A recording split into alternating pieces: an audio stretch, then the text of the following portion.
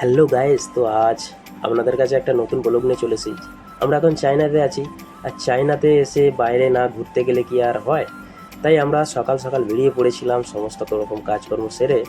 তো আমরা বেরিয়ে পড়েছিলাম চায়নার উদ্দেশ্যে।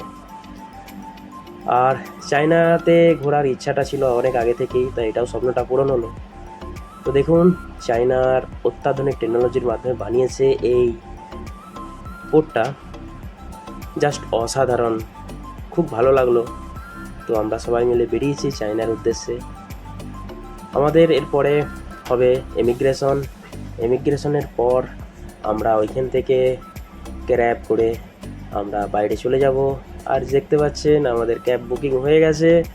তো ফাইনালি আমরা যাচ্ছি চায়না ঘুরতে। আর এই হচ্ছে যে আমাদের ক্যাব ড্রাইভার। আর শুধু ক্যাব ড্রাইভার নয়, এটা আমাদেরকে সমস্ত কিছু জায়গা ঘোরাবে এবং আমাদের ডাইডক পর্যন্ত দিয়ে যাবে। এটাই ওর রেসপন্সিবিলিটি। খুব সুন্দর, ভালো লাগছে। আর এই নেটি ছিল একটা চাইনিজ ওম্যান, এজেড, খুব ভালো এবং খুব রেসপন্সিবিলিটি। খুব ভালো লাগলো এর সাথে ঘুরতে। তো যেহেতু আমরা চাইনা ডাইডকে আছি, বাড়ি ফেরার সময়টা অতটা নির্ধারিত নয়।